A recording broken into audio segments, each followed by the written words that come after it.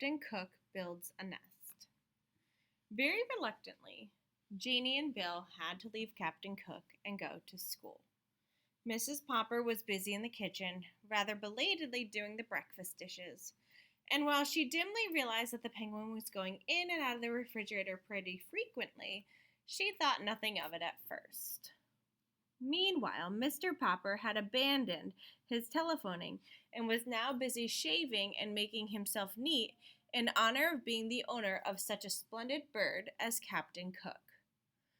But the penguin, though thus neglected for the moment, was by no means idle. With the unusual excitement and having to go to market earlier than usual, Mrs. Popper had not yet got around to straightening the house. She was an excellent housekeeper, yet with two children like Janie and Bill and a husband with such untidy ways, there is no denying the fact that she had to pick up the place rather frequently. Captain Cook was now attending to the picking up. In the corners of every room he prowled and poked and pecked with a busy thoroughness. Into every closet he stared with his white circled eyes. Under and behind all the furniture he crowded his plump figure with little subdued cries of curiosity, surprise, and pleasure. And each time he found what he seemed to be looking for, he picked it up with the black end of his red beak and carried it, waddling proudly on his wide pink feet, into the kitchen and into the icebox.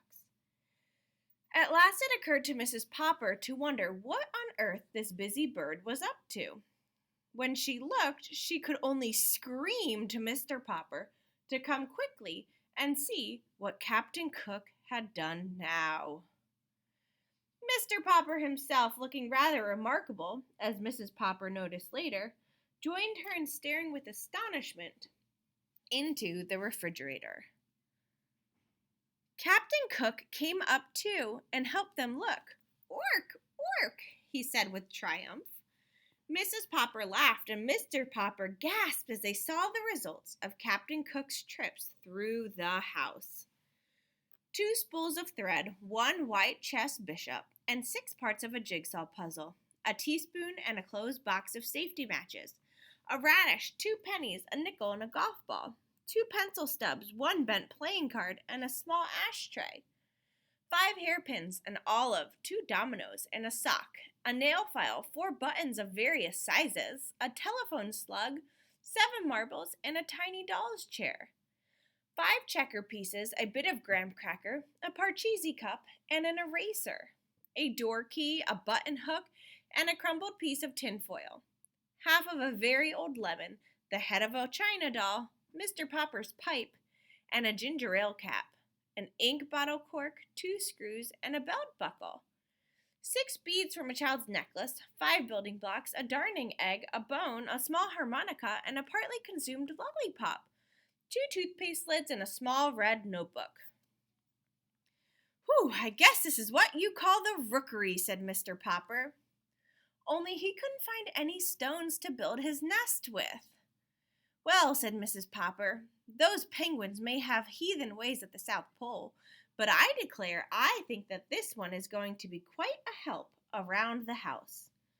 "Ork," said Captain Cook, and strutting into the living room, he knocked over the best lamp. "I think, Papa," said Mrs. Popper, "that you had better take Captain Cook outside for a little exercise. Good gracious, but you're all dressed up. Why, you look almost like a penguin yourself." Mr. Popper had smoothed down his hair and shaved off his whiskers. Never again would Mrs. Popper have to reproach him for looking as wild as a lion. He had put on a white shirt with a white tie and white flannel trousers, and a pair of bright tan oxblood shoes. He had got out of the cedar chest an old black evening tailcoat that he had been married in, and brushed it carefully and put it on too. He indeed looked a little like a penguin. He turned and strutted like one now for Mrs. Popper, but he did not forget his duty to Captain Cook. "Can I have a few yards of clothesline, please, Mamma?" asked Mr. Popper.